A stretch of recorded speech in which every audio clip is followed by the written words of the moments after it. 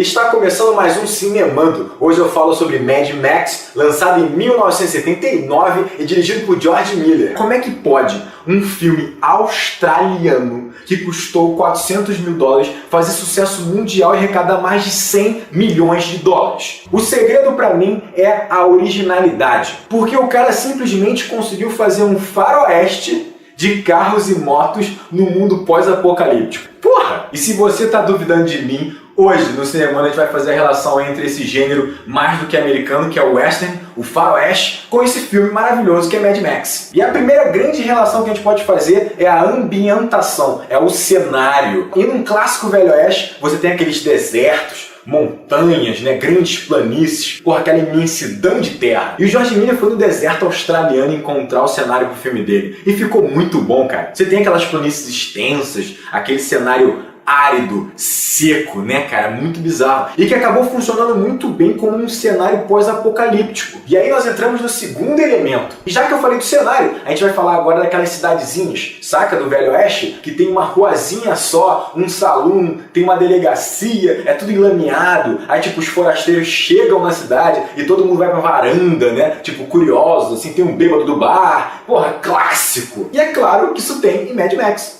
Óbvio. Ou você não lembra daquela cidadezinha onde a gangue chega tocando terror? Pode conferir, cara. É perfeito. Tem uma ruazinha só, uma porrada de casinha de madeira, galera saindo da varanda pra ver o que tá acontecendo, o bêbado do bar. Porra, muito foda. Perfeito, cara. Nosso terceiro ponto, a gente vai falar de um tema muito importante para o Velho Oeste, para o Western, que é o conflito de terra. São os territórios. Basicamente, no faroeste você tem um território dividido entre os brancos e os índios. E o território dos brancos ainda pode ser dividido em zonas. A zona dos criminosos, dos bandidos, a zona da lei, né, dos xerifes, assim, uma zona neutra e tal. Então isso sempre dá merda. Sempre há conflito entre essa galera. Em Mad Max é a mesma coisa. Tem as zonas neutras, tem umas cidades mais isoladas, você tem umas zonas onde são protegidas pelas delegacias, pelos policiais, você tem as zonas perigosas, né? O mais fodão é que você tem os brancos e os índios. Os índios, é óbvio, são representados pela gangue. Você pode ver, cara, é muito foda. Os índios no Velho Oeste, normalmente, eles são meio animalescos, né? Eles são irracionais. Eles são uma força da natureza. E é exatamente como eles representam a gangue em Mad Max. Os caras são uma tribo, é uma coisa meio tribal, eles usam moicano, se pintam, se tatuam. E eles são todos porra louca, assim, né? Tudo muito doido, cara. Tipo assim, eles não falam, eles gritam. Eles são meio animalescos, né? Meio brutais, assim. Cara, é muito foda, mano. Não é à toa que o quartel-general deles, a base, é na praia. Quer cenário mais natural que esse? É tipo índio, dorme no chão, né? Tipo assim, um relento, é isso. E agora, nosso quarto elemento, a gente vai falar sobre uma parada muito importante, cara, que é a ação do filme. Porra, um faroeste, ele é feito de perseguições e duelos. São aquelas perseguições a cavalo, naquelas planícies gigantes, assim, os índios cercando o mocinho, né? O cowboy atrás do bandido. E, claro, os duelos, naquela ruazinha da cidade,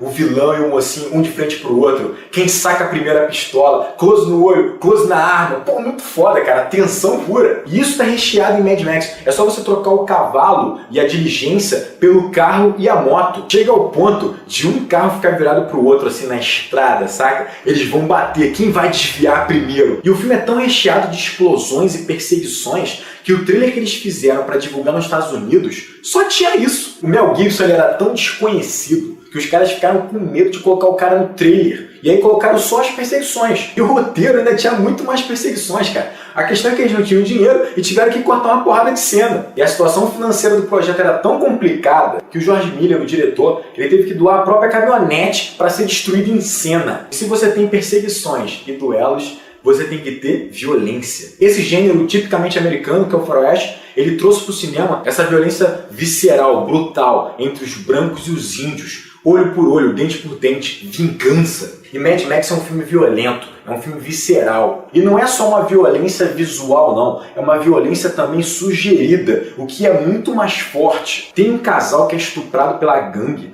que pelo estado físico e mental dos dois, você fica imaginando quanta merda aquela gangue fez com o casal, cara. É muito bizarro. Há uma sensação de perigo no filme. Tá todo mundo no limite. sabe qual é? É uma violência presente, é um mundo perdido, um mundo decadente. E aí nós chegamos no momento mais importante, o elemento mais preponderante para o faroeste e para Mad Max, o cowboy. O cowboy no faroeste normalmente é aquele cara solitário, de poucas palavras, nômade, que não finca raízes, que não se envolve. É o justiceiro, ele está acima do bem e do mal, ele está acima da lei, ele acredita na justiça da pistola. Só que no início de Mad Max, a gente ainda não tem o cowboy, o lobo solitário. Max, apesar de destemido, um cara audacioso, violento, ele é um cara um tanto quanto ingênuo, que acredita na lei, que ainda tem uma certa esperança. O cara ainda tem raízes, ele tem esposa, filhos, ele ainda tem um companheiro na polícia. A questão é que ele vai perder tudo. Ele se entrega à loucura, ele vira um cara rancoroso, um cara amargurado, um cara que quer vingança, é o único objetivo dele. Ele de fato vira um lobo solitário, um pistoleiro. E esse é o grande arco dramático do filme, é a construção do lobo solitário, do pistoleiro vingador. E aí, meu amigo, entra Mel Gibson. Primeiro trabalho dele, ele tinha um pouco mais de 20 anos. E o cara manda muito bem o papel, cara. Ele consegue passar essa audácia, essa certa loucura, violência, brutalidade que o personagem tem que ter. E o cara ainda tem carisma. Ele consegue convencer como um bom pai, um bom marido.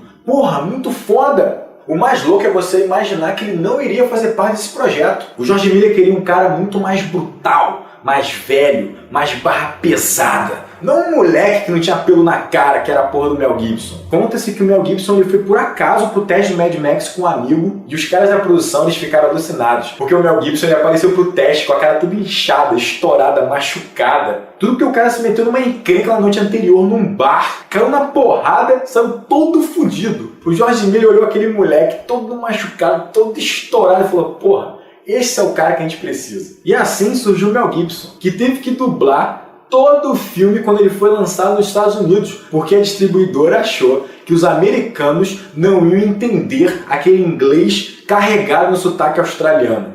Puta que pariu. E na dica do Cinemano de hoje, eu vou falar sobre um mega clássico. É imperdoável que você não tenha visto esse filme. O filme é Os Imperdoáveis, um clássico faroeste moderno da década de 90 que simplesmente tem Clint Eastwood, Gene Hackman e Morgan Freeman. Não preciso falar mais nada, cara. O filme conta a trajetória de um pistoleiro aposentado, que é o Clint Eastwood. O cara estava tentando ter uma vida normal com a sua esposa e seus filhos, mas logo depois do falecimento da sua esposa, ele recebe uma proposta: caçar e matar um cowboy escroto lá, que ele simplesmente espancou, desfigurou uma prostituta. Não deixe de ver de jeito nenhum Os Imperdoáveis, até porque ele é um ótimo começo para você conhecer esse gênero tão foda que é o faroeste. Então é isso. Agradeço você que está vendo o vídeo até agora. E eu queria lembrar que eu faço parte de um podcast. E esse podcast é o Enquadrando e Andando. Eu vou deixar o link aqui para vocês poderem visitar, para vocês poderem conhecer e ouvir um pouco mais sobre cinema nesse programa que eu participo junto com o Fábio Rangel e o Daniel Cavalcante. Então é isso. Bons filmes e um grande abraço!